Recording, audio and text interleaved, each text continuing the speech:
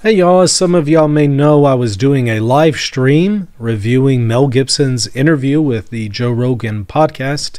And while I was doing the live stream, all of a sudden it was interrupted and shut down by YouTube. And I got an email telling me, due to a copyright match, your stream was interrupted. Streams are interrupted when copyrighted content is detected.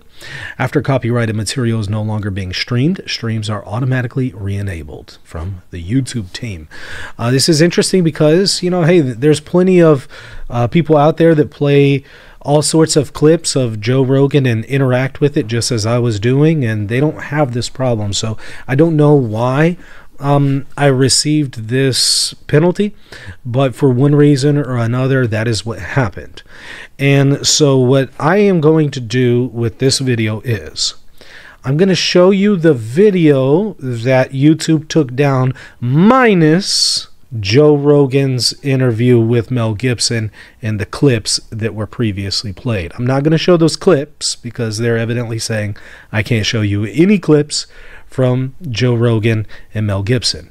So I'm going to take those out, and in their place, I'm just going to record myself right here telling you just briefly, here's what Rogan and Mel Gibson were talking about. I'll briefly summarize it so that when you continue to watch the video and you see my reaction, you'll be able to kind of make sense of it. I still recommend that you go and watch the actual interview between Mel Gibson and Joe Rogan to fully benefit from my commentary. But at the very least, even if you don't watch their video, I will offer enough summary of what they're saying so that you can then make sense of my interaction and benefit from it and make an informed decision on the subject at hand. By the way, before we continue, hit that subscribe button.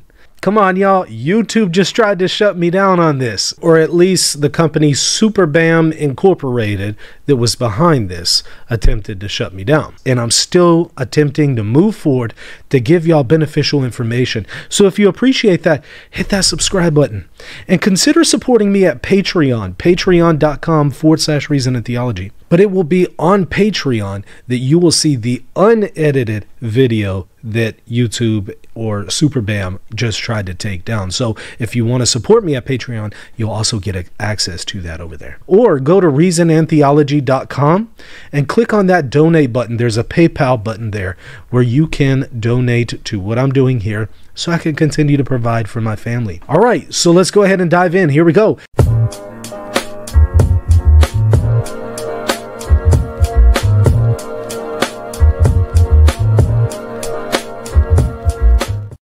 Is Mel Gibson right about the Catholic Church? That's what we're going to be discussing today as we review Mel Gibson's interview that he had with Joe Rogan just a few days ago. A lot of people asked for me to review this. Patrons, non-patrons, I've been inundated with emails, comments, all sorts of requests to address it. And so that's what we're going to do today. Before we dive specifically into the interview and interact with some of the points, I do want to say just a couple things at the outset. Number one, I do believe that we can constructively criticize the Pope. The Catholic Magisterium, the teaching authority of the Church, says that we can. The Code of Canon Law says that we can.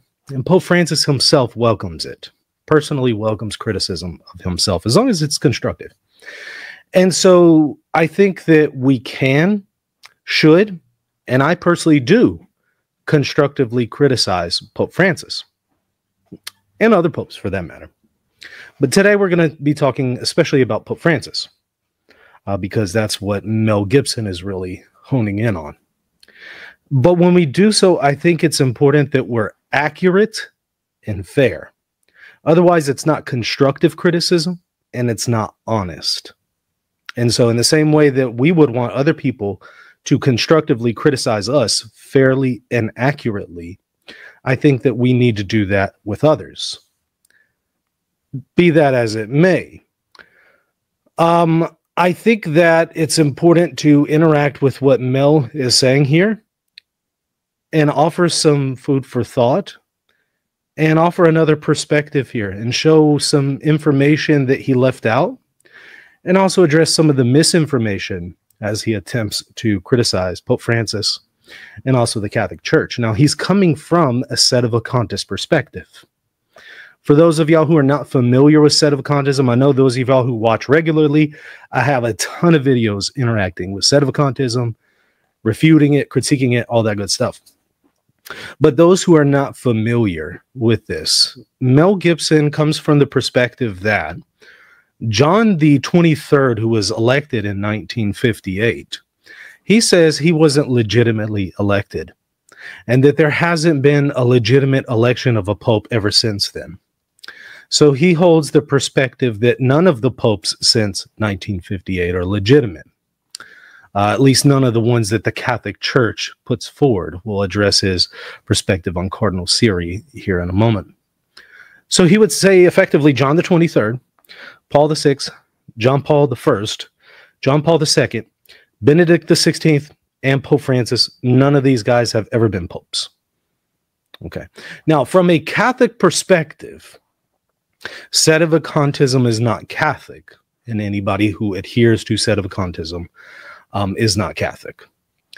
Now, from a sedevacantist perspective, they believe they are the true Catholic Church, and that those who are holding to communion with Pope Francis and holding to the popes since 1958, they would say those aren't legitimate Catholics. Now, there are some different perspectives. There might be some sedevacantists out there who would tweak a few points there. They're not uniform in their view, but that's just kind of an overall. So that's where he's coming from in this interview. And it's important to understand that and be aware of that. Now, my impression of Mel Gibson is that he's a sincere guy, but I think he's sincerely confused and also operating with incomplete and at times inaccurate information. So it's important to provide all of the facts and correct some misinformation here so that we're now in a better position to evaluate Pope Francis or really anyone else in the Catholic Church for that matter. We'll be in a better position to evaluate what's going on and then, if necessary, to offer some constructive criticism. So that's my goal with going over this video today. Now, I want to remind y'all, hit that subscribe button. If you appreciate this channel, hit that button now. Hit the like button. I really would appreciate your support. I'm going to go ahead and skip to the 30-minute mark where they begin to talk about Cardinal McCarrick, recently laicized. They're going to speak about the cover-up of PDF files in the Catholic Church, and also that the Catholic Church claims to be something that it no longer is. So that's what we're going to take a look at in this first clip. All right, so in this first clip, Rogan and Mel were just simply talking about Cardinal McCarrick, recently laicized, and some of the scandal involved in church hierarchs covering up horrible things that he did, involving some really horrible things concerning PDF files. And so Mel points to that, and he speaks of Vigano as kind of a hero who exposes that whole affair. And this is brought up in a conversation about how Pope Benedict and Pope Francis are covering up PDF files in the church.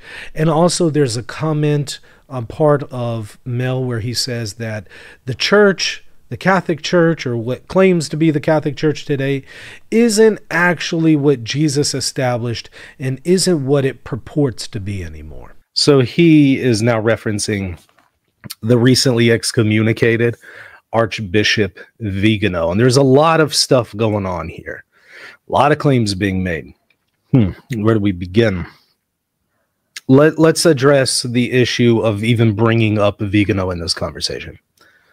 What I find confusing is often when people bring up the situation of Cardinal McCarrick and his abuse of people and the cover-up behind it, they'll then bring up Vigano as a hero of the story. Whereas in reality, the report that came out detailing the McCarrick case shows that Vigano had a very involved hand in enabling McCarrick to do what he did.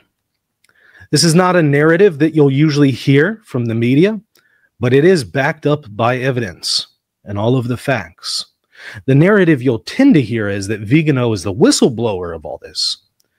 In reality, the facts show that he wasn't a whistleblower. When he was nuncio of the United States, he enabled McCarrick to do a lot of stuff and get away with a lot of things. He was in the position to confront Vigano. It was his job to confront Vigano. He had the opportunity multiple times to confront Vigano, and he did not do so. And he was aware of various claims that were being made.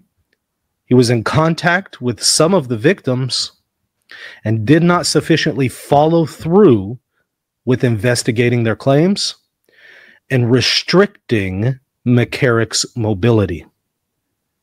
And what he did is, after the fact, years after the fact, when it came out that a report is about to come out documenting all of this involvement between Vigano and McCarrick and others, all of a sudden then he comes out in the media and tells everyone that it was Pope Francis who was covering everything up and blamed it on Pope Francis.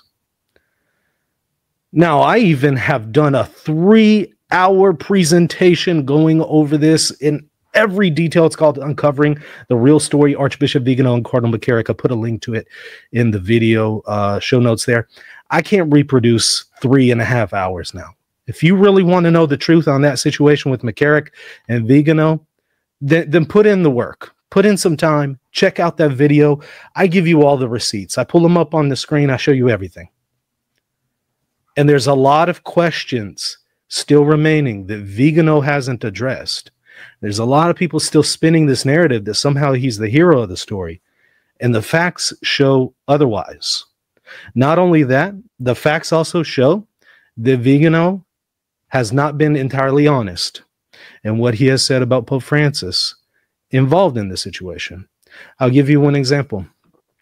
He spoke about the first time that he met Pope Francis, and the first time he met with him, he says Pope Francis started screaming and yelling at him and reprimanding him. Shortly after that, he did not know that there was actually video of him meeting Pope Francis for the first time. He wasn't aware of that when he made that claim. Shortly after he made that claim, the video came out, and it showed a very different story. It showed the exact opposite. And when he was called out on it, hey, you said one thing, video shows something else, he didn't have a legitimate excuse. I want to point to that for you to consider, is he even a reliable source of information?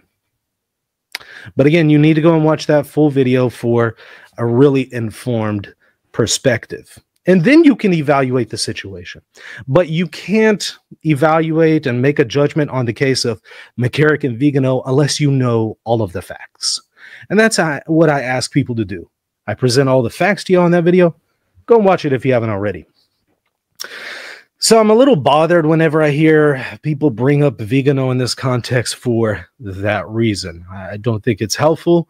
I don't think it's accurate. I don't think it's informed. It could be dishonest. I don't know. But moving forward, we hear some other claims being made here. We hear Mel saying that the Catholic Church, or what purports to be the Catholic Church today, in his estimation, isn't actually what it claims to be anymore, isn't actually the Catholic Church established by Jesus Christ. He believes that there is a Catholic Church. He just redefines it and understands it differently than how the Catholic Church itself would define itself. And of course, he cites Vigano for this as well.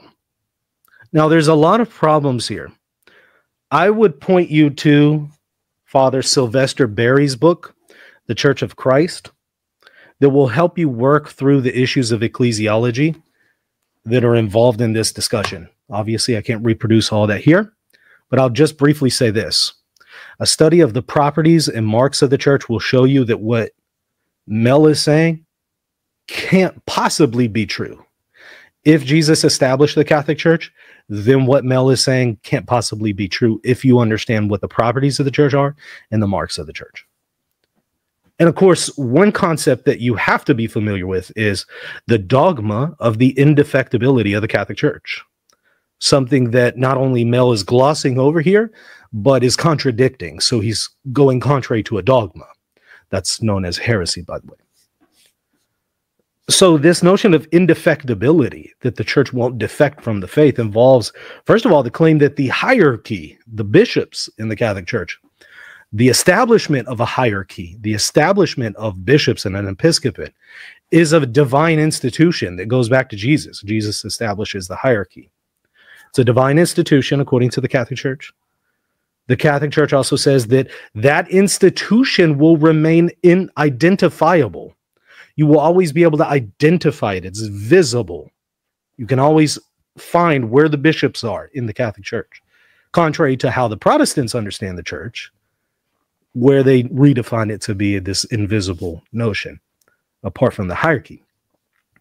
There's, by the way, a lot of similarities between Mel's perspective and also Protestantism on this particular point. So the hierarchy is a divine institution that is always something that you'll be able to identify. This is a dogma in the Catholic Church. It's always visible. And this hierarchy will never defect from the faith. But the sedevacantist thesis necessarily means that the hierarchy, that visible institution, has defected from the faith, because they are all embracing an anti-pope, someone who is not actually a pope at all. And they've all embraced, according to the sedevacantists, heresy, and what they claim was taught by the Second Vatican Council from 1962 to 1965. So that institution has defected from the faith. And Mel is going to say, yeah, that institution has defected from the faith. But I want to say, but wait, if you believe Jesus established this institution, then you also have to believe the dogmas that that institution will never fail. And that involves that that hierarchy will never fail, and it will always be visibly identifiable. And then lastly, that the church will remain universal. You can't say, as Mel and a few other sedevacantists would say, well, there's like a few legitimate bishops left in the world who haven't bowed their knee to Baal. There's a few legitimate ones here and there, one or two in the whole world. The church, one of the concepts that the creed points out, the Nicene Creed, is that the church is universal. Whenever one professes one holy Catholic and apostolic church, Catholic meaning universal. If you only got one or two legitimate bishops left in the world, you no longer have a universal church. And the hierarchy has defected from the faith. You no longer have that visible institution. It's been reduced to one or two guys, this little tiny remnant. Well, the doctrine of indefectibility and the universality of the church teaches that that will never happen to the institution that Christ establishes. So that's the problem. Another problem here is that according to Vatican I, there will always be perpetual successors to the papacy, to St. Peter. I'll actually show this on my screen real quick, so y'all can see. This is from Vatican I. Of course, Mel's position is that currently there isn't a successor to St. Peter. And there hasn't been since 1958, or at least since the death of Cardinal Siri. But here's what Vatican I teaches. I'll just go ahead and read this whole section because I think the whole thing will be beneficial. That which our Lord Jesus Christ, the Prince and Shepherds and great sheep of the church, or shepherd of the church, established in the blessed Peter. Let me scroll over and zoom in on that just a little bit more for y'all. That which our Lord Jesus Christ, the Prince of Shepherds and great shepherd of the sheep, established in the blessed Apostle Peter for the continual salvation and permanent benefit of the church, must of necessity remain forever by Christ's authority in the church, which, founded as it is upon a rock, will stand firm until the end of time. Not that it will defect come 1962 or 1958. For no one can be in doubt, indeed, it was known in every age, that the holy and most blessed Peter, prince and head of the apostles, the pillar of faith and foundation of the Catholic Church, received the keys of the kingdom of our Lord Jesus Christ, the Savior and Redeemer of the human race, and that to this day he forever lives and presides and exercises judgment in his successors, the bishops of the Holy Roman See, which he founded and consecrated in his blood. Therefore, whoever succeeds the chair of Peter obtains by the institution of Christ himself the primacy of Peter over the whole church. So what the truth has ordained stands firm, and blessed Peter perseveres in the rock-like strength he was granted, and does not abandon that guidance of the church which he once received. For this reason, it has always been necessary for every church, that is to say, the faithful throughout the world, to be in agreement with the Roman Church, because of its more effective leadership, in consequence of being joined as members to head with that see from which the rites of sacred communion flow to all. They will grow together in the structure of a single body. And here's the money quote. Therefore, if anyone says that it is not by the institution of Christ the Lord himself, that is to say, by divine law, that blessed Peter should have perpetual successors in the primacy over the whole church, or that the Pope is not the successor of blessed Peter in this primacy, let him be anathema. So anybody who would say that there aren't perpetual successors are anathematized. But that is the position of Sedevacantism. There currently aren't successors to Peter. That's the problem. I see Theodore Schubat is in the chat. He says Pope Francis supported same-sex civil unions. I have a lot of videos on that, criticizing it, his position on it, but you need to make sure to do so from an informed and accurate perspective. That's all I ask. A lot of people aren't informed sufficiently about his perspective to accurately critique it. Okay, so what we're seeing here from Vatican I is just very different than how Mel is portraying it, that somehow the Catholic Church that Jesus established has significantly changed and been transformed and been redefined. And that the Catholic Church that really can trace itself all the way back to Jesus through apostolic succession has been substantially changed and no longer claims to be what it is.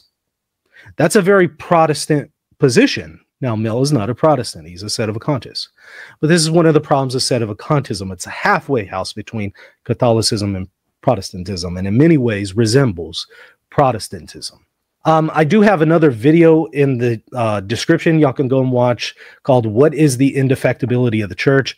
Go and watch that video if you want more details. That's all I'll address for now because, again, not going to reinvent the wheel, but I did want to give y'all just a little something to give you some working knowledge to continue through this video. All right, so now we're going to dive into the next part where he goes over the cardinal Siri theory. This one's interesting. This is a throwback. I haven't heard somebody bring up Siri in a long time. So in this next part of the conversation, Gibson talked about the cardinal Siri theory, where Mel basically says that in 1958, when they go to elect the next pope after Pope Pius XII, there was all of a sudden white smoke that came out of the chimney at the Vatican, indicating they elected a pope. Then there was black smoke indicating that no, a pope hasn't been elected, and then white smoke again indicating a pope has been elected. And so there was something funny going on there, and he speculates, that is Mel, speculates that what happened was Cardinal Siri was actually elected pope, but then there was some maneuvering and he was forced out of the papacy, and then they elected Pope John the 23rd. And so he wants to say Pope John the 23rd isn't the real pope. Maybe Cardinal Siri was, and therefore John the 23rd and all the popes after him aren't really popes. And so he promotes that Cardinal Siri theory, and now I'm about to respond to them. So here you hear what's called the cardinal Siri theory, that claims that he was actually elected, but there was some tampering with the election, and so basically he was then overthrown by the cardinals, and then they elected John the 23rd in 1958, and so John the 23rd and all future popes after that are illegitimate. A good summary of this actually comes from True or False Pope by Robert Sisko. John Salzov had both of them on the show multiple times. Here's a good quick summary that they give. I'll read it to you. The Siri theory. This theory maintains that Cardinal Giuseppe Siri, 1906 to 1989, the former Archbishop of Genoa, was elected Pope in 1958 in the conclave that eventually elected Cardinal Angelo Roncalli. John the 23rd. But he was forced to resign during the conclave. They maintained that the forced resignation was invalid, and that Cardinal Siri, to whom they attribute the name Pope Gregory XVII, remained the true pope until his death in 1989. Some go further by claiming that he has since been succeeded by hidden popes. Thus, they get to have their cake and eat it too. That's a pretty unique perspective. Many sedevacantists don't hold to that. A true pope was elected while a false pope led the church into heresy. Okay, that's the claim. As far as the smoke and all of that, let's just go ahead and take his claim there at face value and assume that that story is true, that you had white smoke and then black smoke and white smoke. Let's just go ahead and take that at face value for the moment. Here's some problems, and it's just a few, with the Siri theory. Number one, Cardinal Siri himself accepted Pope John the 23rd as Pope. Not only that, he was fully on board with Vatican II. So if Cardinal Siri was actually elected Pope, but somehow there was some tampering behind the scenes, he would not have accepted John the 23rd. He would have known that's a lie. And he wouldn't have been bound to some kind of pontifical secret to say that actually he was elected, because in this case, the Pope is not bound to that.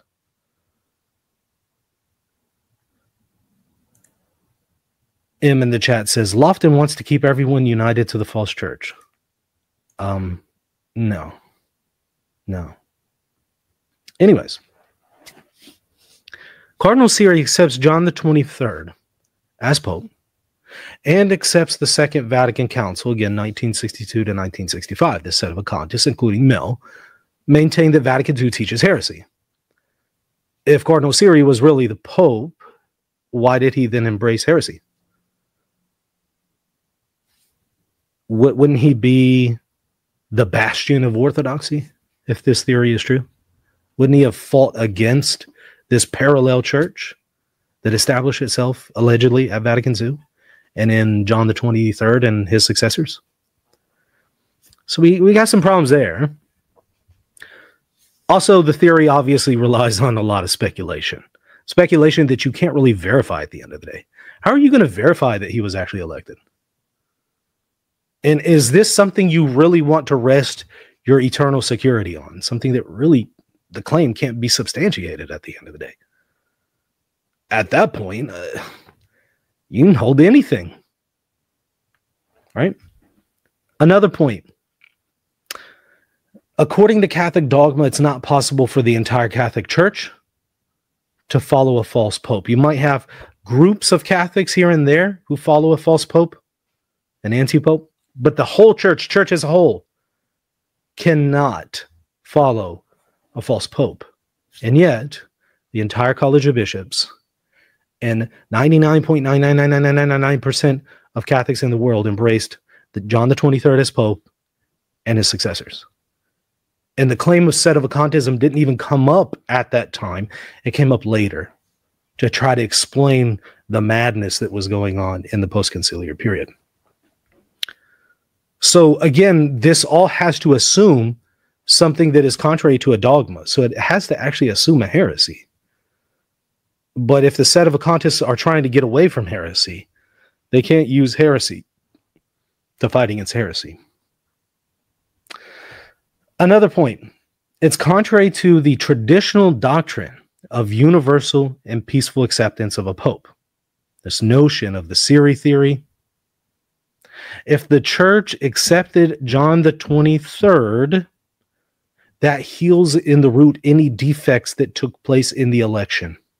That's a traditional Catholic teaching that you can find well established in the preconciliar period. So here's Cardinal Bio, who expresses it thusly. From the moment in which the Pope is accepted by the Church and united to her as the head to the body, it is no longer permitted to raise doubts about a possible vice of election or a possible lack of any condition whatsoever necessary for legitimacy. He's saying you can no longer say that, well, there is some tampering, with the election. For the aforementioned adhesion of the Church heals in the root all fault in the election. So it heals in the root any defect and improves infallibly the existence of all the required conditions. So that's a doctrine that you find in the preconciliar period that goes against this notion that Mel is presenting here. So it would be necessary at the least for people like Mel to interact with those doctrines. One last point. I did find it interesting that Mel Gibson's own father rejects the cardinal Siri thesis. Not that that shows that it's false, but it is interesting, right? His own father, who he learned a lot of this material from, rejects it. Here's an interview he had with Inside the Vatican. And it says, "Thus it is, the elder Gibson says," to ITV, "that the Siri thesis simply isn't true. It must be discarded." It seems at one point his father did embrace the Siri theory, but then realized too many problems were involved with it and abandoned it. And I would just simply point Mel to his own father and his position on that. I think he's right. The Siri thesis has to be abandoned. All right, so in this next clip, Mel asserts that the Pope John the 23rd, who he doesn't believe is Pope, took his name from another anti-Pope, John the 23rd. And he says this Pope lived in the 5th century. And he also says that this anti-Pope John the 23rd from the 5th century admitted that he wasn't a Pope and admitted that he was an anti-Pope. In order to get right with God, he kind of reveals the truth about himself. That's effectively what Mel asserts here. All right, so there's a lot of misinformation here. Number one, the anti-Pope John the 23rd was not from the 5th century, was from the 15th century. Maybe he just misspoke there, but we're off by 1,000 years. It's pretty significant margin of error there. Also, the same anti-Pope John the 23rd did not claim to be an anti-Pope. Did not happen. I mean, Mel says that he said that, but of course he doesn't provide any sources, and I suppose I don't really expect him to during a Joe Rogan interview, but having looked further into the matter, was not able to find any evidence to confirm that. So it's important, if he is going to make that claim, to show a source. Is there a primary source? Is there a good secondary source for this? Well, I have to say, look, if you're off by 1,000 years on when this guy lived, I doubt very seriously you're going to produce a source showing that he claimed and admitted he was an anti-Pope. But who knows? All right, we're going to skip forward just a bit here. So in this next clip, both of them are asserting that Pope Benedict XVI and Pope Francis are covering up PDF files, and Rogan specifically brings up Benedict XVI, who he says covered for a priest who abused all sorts of deaf kids. And so that's what they discuss at this part. Wow, quite the claim there. So here Benedict is being accused of cover-up. We've seen this many times from Joe Rogan.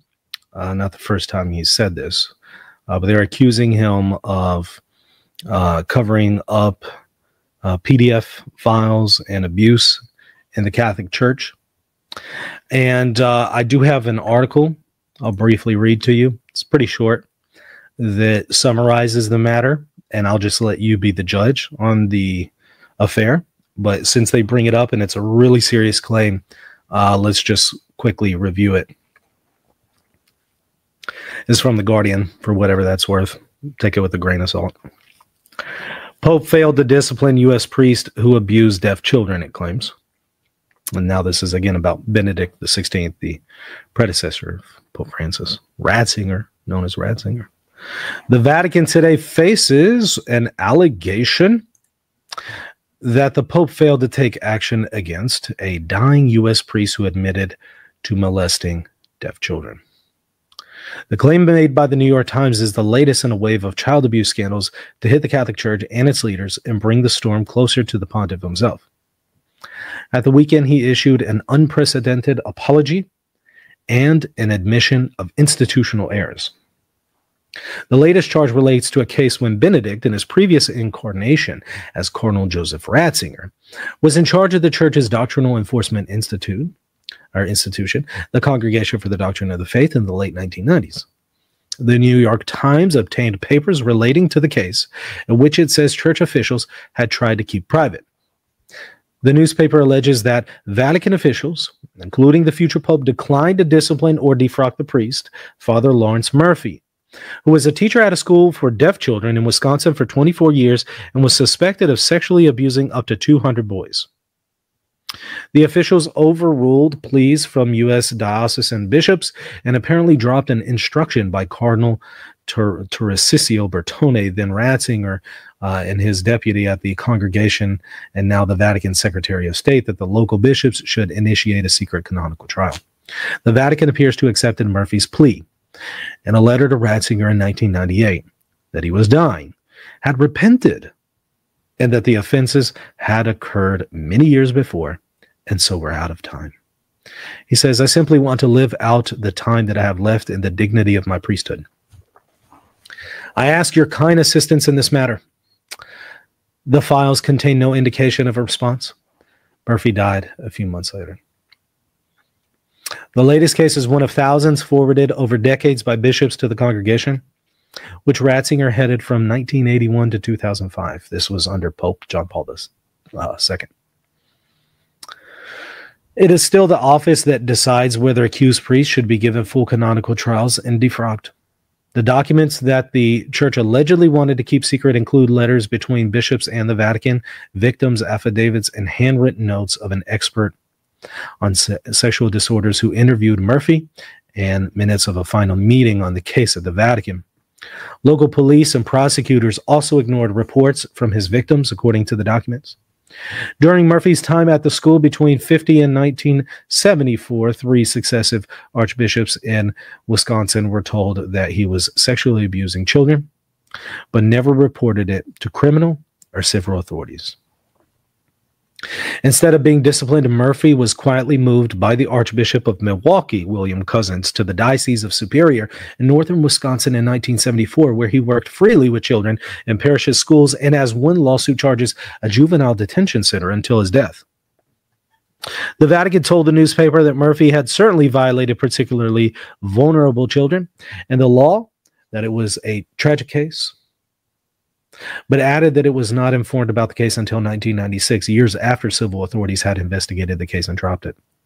It was not until 1996 that Cousins' successor as Milwaukee Archbishop, Rembert Weekland, tried to have Murphy defrocked. After getting no response from Ratzinger, Weekland wrote to a different Vatican office in March 1997 saying the matter was urgent because a lawyer was preparing to sue. The case could become public and true scandal in the future. Seems very possible. Boy, if you watched my video going over Vigano and his involvement with the situation with McCarrick, you're going to note some striking parallels here. Weekland, who resigned in 2002 after a scandal involving his relationship with a man and the disclosure that church money had been used to pay him a settlement, said that in 1998 he failed to persuade Cardinal Bertone and other doctrinal offices to grant a canonical trial to defrock Murphy. He told the newspaper, "The evidence was so complete and so extensive that I thought he should be reduced to the lay state, and also that would bring a certain amount of peace in the deaf community."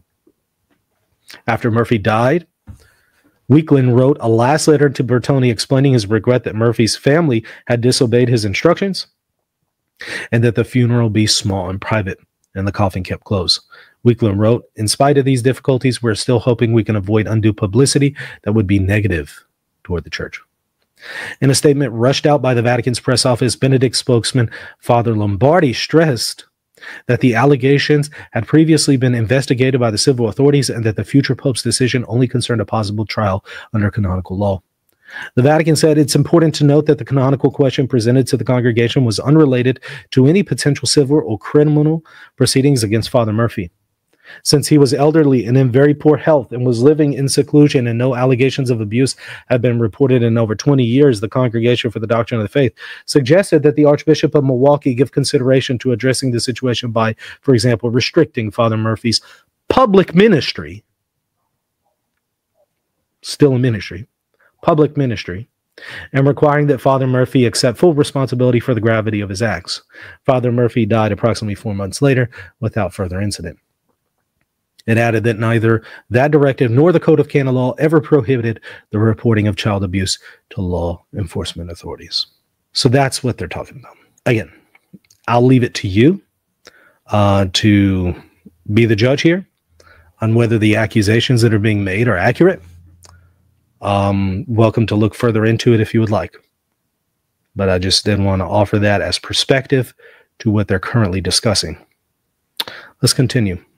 They're going to shift gears here. So now Mel tells Joe that the Catholic Church at the Second Vatican Council taught all sorts of things that the church prior to it didn't teach. And so it reformed itself in such a way that it negated things that came before that. And he doesn't go into any more detail. He doesn't get any more specific. That's just the assertion that he makes. And that's all he is going to say about that. And he, of course, isn't going to give any examples. Unfortunately, it would have been helpful if he had given some examples, because if he had, I certainly would have addressed them, since this is the topic of my doctoral dissertation. So it's certainly something that I'm well equipped to engage. You know, I'm sure that if, you know, you don't really look a whole lot into the situation, you read some parts of Vatican II and then compare them to some parts in the pre-conciliar era, you could see them as contradictory. But really, that's not unique to this era. I can do the exact same thing with every ecumenical council. In fact, we had to have some ecumenical councils because certain previous councils prior to that, and here I'm talking about first millennium councils that Catholics and Orthodox hold to, previous ecumenical councils seemed to have not only left some things undone, but seemed to have contradicted other councils.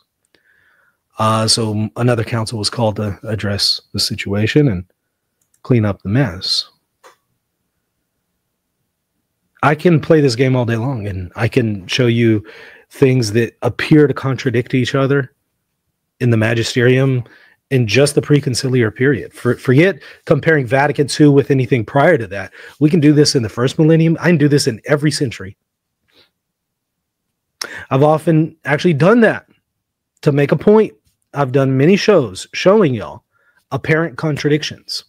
And then I've offered to y'all potential solutions, but I've showed you, you see how some people could think that the church is contradicting itself here. And here I'm talking about things in the first millennium. So yeah, you could certainly do this with Vatican II, but the question remains, it doesn't actually contradict things prior to that. Well, I'll tell you this. If you look at some of the tensions that you find in the Bible, right? Some verses that Jesus says over here, then compare them to over there. Perfect example would be Jesus says of the Father, "You are the one true God." The only one true God. The only one true God. But then elsewhere, Jesus is identified as true God. And in fact, in the Creed, he's identified as such too. And there's numerous examples where I could show you tensions in Scripture. And what are you going to do at that point if you're a Christian? Well, you're going to say, well, here's the way to harmonize these things, right? And you're going to offer possible solutions. Okay, the same thing can be done with Vatican II and everything that comes prior to that. The same arguments that you would use to show that the Bible doesn't contradict itself and to preserve inerrancy are the same kind of arguments that you're going to use for the magisterium. In fact, I will say the difficulties with maintaining inerrancy in Scripture is actually more difficult than harmonizing Vatican II and preconciliar teachings. So whenever I hear somebody say, well, Vatican II is contradicting this, I kind of have to wonder, and you're a Christian, right? You believe the Bible, right? You believe in inerrancy, right? Well, you're just being very gratuitous in solutions in harmonizing scripture and being very gratuitous in harmonizing things in the first millennium from the magisterium. But all of a sudden now you're trying to hold things to a high standard when it comes to Vatican II. You need to do the same thing to Vatican I, to Trent, do the same thing to Nicaea, do the same thing to Ephesus, do the same thing to Chalcedon, Constantinople II, do the same thing to all those. Do this one. Compare Florence on the question of eating meat with blood in it to the council that the apostles had in Jerusalem in Acts 15. Do that one for me. Because what you're going to find is Florence explicitly reverses that apostolic practice. So I never really find this kind of stuff impressive. But he doesn't really give us any more details there. No more specifics. So I can't get any more specific because he doesn't. I really wish he had maybe offered some examples, though. All right, let's move forward. Now he's going to get into, you guessed it, Pachamama. Now, in this next part, Joe Rogan and Mel talk about the Pachamama event, and Mel asserts that Pope Francis and the Vatican hierarchs worshipped a pagan idol known as Pachamama. Rogan appears to not know anything about this, and he's just shocked, and he asks why, and, why did this happen? What's going on? And Mel effectively just says, well, this happened because the Pope thinks that all religions are pathways to God. And Mel also points out that worshipping these idols is an act of apostasy on part of Pope Francis and the other Vatican hierarchs present at the ceremony. And then he points to the 10 Commandments, you shall have no other gods before me, and how you can't be involved in idolatry.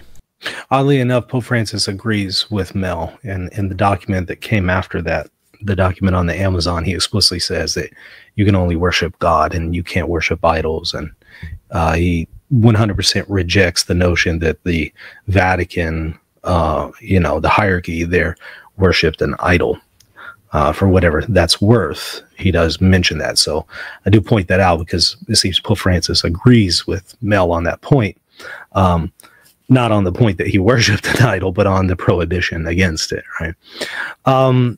Look, I have criticisms of, as y'all know, if you've ever seen me talk about the issue with Pachamama, I have criticisms of that whole affair. A lot of them, very severe criticisms. But again, I think it's important to be accurate and fair whenever we level those criticisms. I'm fine with you leveling them. Just make sure that you have all your ducks in a row. Get all the facts straight. Don't provide misinformation. Unfortunately, Mel did not get all of the facts straight. Didn't consider other things. And so he's not giving an accurate depiction of what happened here. Let me give you an analogy. Imagine you have a baby who has a whole bunch of cable cords. Let's assume, for analogy's sake, all these cable cords are disconnected from the wall, okay? No danger here. But all these cable cords, and the baby jumbles them all together into this just huge mess. Hundreds of cables just tangled up. A nightmare for people like me, if you want things organized, right? But imagine that for a moment, okay? Now, I'm assuming you're an adult watching this, right? You as an adult, you know that you could go to that jumbled group of cables and you could take the time to pick it apart. You could undo it. You have the ability to do so, but it's going to take a lot of time, right? It's pretty easy to jumble it together. You can do that really fast. Take some time to pick it all apart, get everything straight. Like all my books behind me, I can knock that down in 30 seconds. I can have every one of those books on the ground 30 seconds. But you know what? It'll probably take me 2 hours to get all the books back up there. Right? It's easy to make a mess. It's a lot harder to clean it up. It's easy for Mel and others to just throw out a bunch of criticisms here. It's a lot harder to take the time and investigate all of the claims and consider all the facts in order to have an informed opinion and then offer, if necessary, constructive criticism. That's a lot harder to do. And I noticed any time that I try to summarize this issue with Pachamama, people will come with, but what about, but what about, but what about, but what about? And I've answered every one of the but what abouts, not only every one of them that you would bring up, but ones that you haven't thought of yet. I've done all that already. But when you offer a summary, you can't answer every but what about because it's a summary. But every time I summarize it, I notice people do that, and then they dismiss everything I have to say, and then they won't look further into it. So instead of giving a summary of the issue, I'm going to say this. If you sincerely want to know the truth about this question with Rome and Pachamama, if you are sincere, if you're not just using this to try to dunk on the Catholic Church or dunk on Pope Francis, but if you're being genuine and sincere, you need to put in the work and actually investigate this.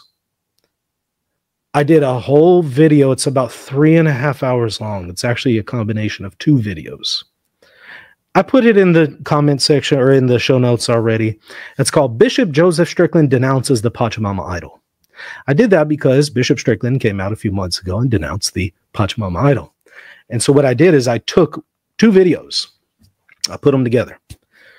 And it gives you the most comprehensive explanation of everything that happened there. So you can make an informed decision. Whatever that decision is, you'll have all the facts at that point. You'll have all the angles, all the facts, and then you can make an informed decision, and if necessary, offer some criticisms, which I do because I do think it's necessary to offer some criticisms of Pope Francis and the Vatican here.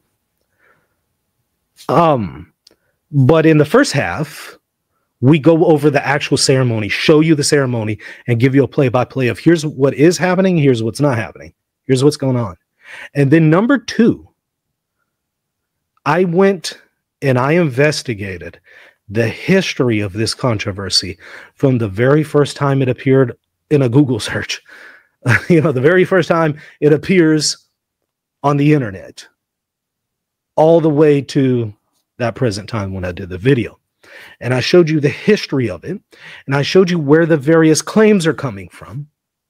And I showed you how some of this controversy is contrived, and I showed you how. Again, I'm not going to summarize all that.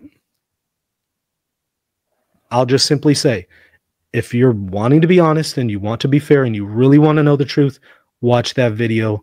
You'll have all of the facts in front of you. At that point, make an informed decision. But if you haven't done that, and you're not willing to do that, nothing I could say to you would matter anyway. Nothing. Whether I offer a summary or not, nothing that I could say would matter because you're not intentionally pursuing the truth. You don't really want the truth. Okay, so check that one out. Did you also catch the part where he tried to say, Joe Rogan asked, well, why would he do that? Why would he worship some pagan idol? And Mel was searching for an answer. He clearly didn't know. He's like, I don't know. And Rogan kept pushing him on that. So he's like, how does he explain that? He's like, I don't know. Well, he didn't say anything. Yeah, I mean, he said that, something about all religions are as good as one another. I have documented every word that was uttered in this conversation and controversy. And Francis, not only did he not say that, he certainly didn't say that in relation to this, right? He didn't offer an explanation at all. That's part of the problem. But he certainly didn't offer an explanation saying, well, yeah, because all paths are equal and everything's, just as good as another. This didn't happen. He's just making stuff up. And I'm concerned that Mel would at first initially show that he doesn't know and doesn't have an answer. But when he's pressed more by Rogan, he comes up with something and makes it up. It's like, yeah, Mel, that actually never happened. I think you know that. I think what he's doing is he's capitalizing on some comments that Francis made just a few months ago, not 4 years ago, not 5 years ago, not 6 years ago, but a few months ago, where he did make some comments about religions being paths, all religions being paths to God. I think he's capitalizing on that and reading that back into the Pachamama thing. Now, I have 2 videos on that, not reproducing all that here. They're in the show notes. One is called Breaking. Pope Francis says all religions are paths to God. And I offer some serious criticism of what Pope Francis says there. But I also am balanced and fair to him. And I'm showing you, well, here's what Pope Francis says over here. And here's what he's saying now. And then after that, I have a second video called Pope Francis Backtracks on All Religions Claim, where I showed you that he backtracked that claim and speaks about how Jesus is the only way to salvation and all that. Those 2 videos are in the show notes. Go and watch that if you're interested. Okay, so that's pretty much it for that section. We don't get a whole lot more out of that. They just move into all sorts of other controversies and topics, not necessarily related to the Catholic Church. One, however, part that I did find interesting was their conversation on the Ark of the Covenant around the 53-minute mark. So now Joe asks Mel, does he know Graham Hancock and his work on the Ark of the Covenant and the claim that the Ark his claim that the Ark of the Covenant is in Ethiopia. Mel is like, no, I haven't really heard of him, but that sounds interesting. That's possible. And then they get into a brief conversation on, why somebody would be zapped if they touch the Ark of the Covenant. And Mel seems to think it's because of something about the structure of the Ark itself. Perhaps he's alluding to the theory that some people have that it's a conductor of some sort. But here's my thoughts on it. Another point that I think Mel is missing here, and I just kind of wonder, as a student of the Bible, how he doesn't know this. The location of the Ark of the Covenant. I always find these conversations interesting, especially in Catholic circles, because I don't think that many Catholics are aware that 2 Maccabees, chapter 2, verse 7, speaks on the question of the location of the Ark of the Covenant. So I always find these conversations interesting because most Catholics are overlooking that whenever they try to have these conversations. He's like, yeah, it might be in Ethiopia. Not if you believe the Bible. Not if you believe 2 Maccabees is canonical. I'll read it to you. 2 Maccabees 2:7. When Jeremiah learned of it, he rebuked them and declared, the place shall remain unknown until God gathers his people together again and shows his mercy. What does it talk about? Well, in the story, Jeremiah hides the Ark of the Covenant in Mount Nebo. And when other people try to follow his footsteps and try to find the exact location, he rebukes them and says the place of the Ark of the Covenant where he hid it will remain unknown until God gathers his people together and shows his mercy, which most likely is referring to the eschaton at the very end of time. Some people might interpret that to mean, well, this is talking about the unification of the old covenant people, and they've been brought back to the land in Israel. So I guess that's already now the case. And even if you want to take that perspective, which not many Catholics would, but even if you want to take that perspective, of course, the Ethiopians have been claiming to have the Ark of the Covenant way before then. And again, number 2, I don't think most commentators would agree with that interpretation. So Jeremiah appears to indicate that it will remain unknown until the end of time, until the second coming, if you will.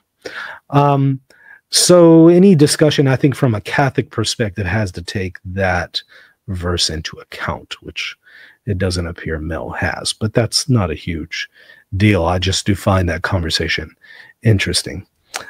I want to go to one more clip that I find very insightful, and it is Mel's thoughts on evolution. And regardless of your perspective here, whether you are a theistic evolutionist, whether you reject theistic evolution, regardless of what your perspective is here, I think that part of the conversation gives me a little bit of insight into the thought process of Mel, and it does impact the question of sedevacantism. Rogan kept challenging him on the question of evolution and providing facts that Gibson has not accounted for. And yet he still rejects evolution, even though he hasn't accounted for some of the basics.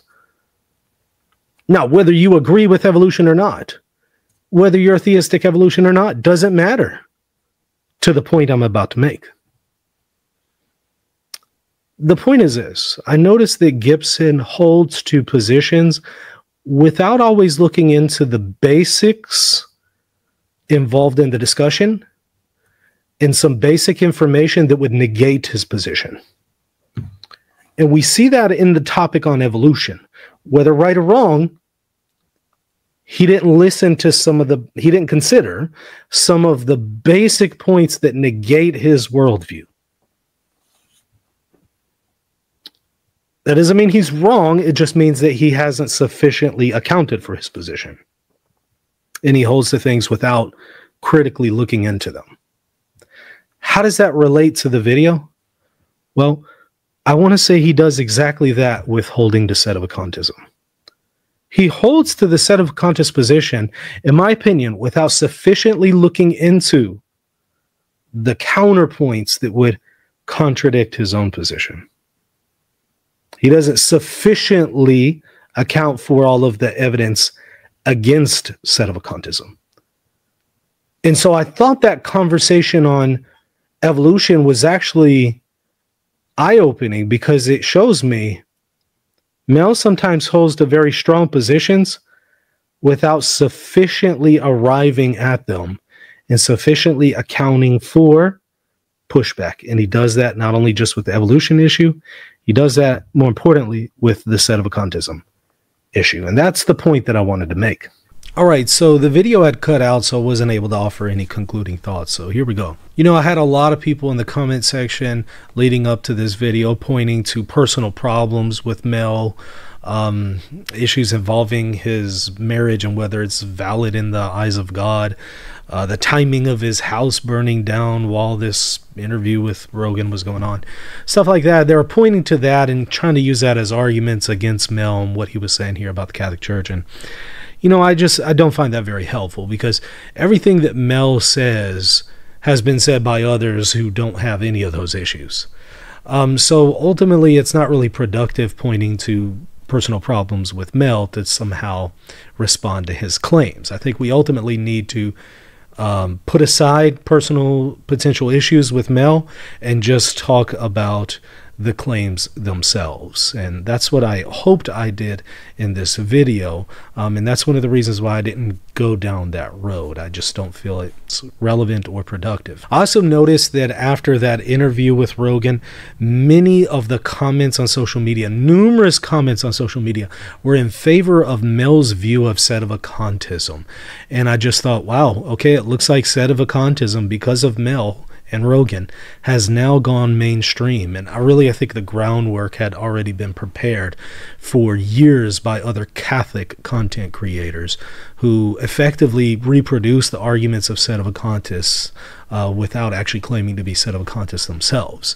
And also the news has had a hand in preparing people for this and laying the foundations of sedevacantism. So we're seeing a lot of people beginning to embrace it. So I hope this video was helpful in giving people an alternative perspective and more data points to consider in order to make a informed opinion on this subject. So I hope this was helpful. If it was, please hit that subscribe button. As you can see, I'm having a hard time even addressing this issue because YouTube doesn't want me to play clips of that Rogan interview. And y'all know how volatile it can be as a YouTuber. They can take away your channel at any moment. So please consider supporting me either on Patreon or the donate button at reasonandtheology.com.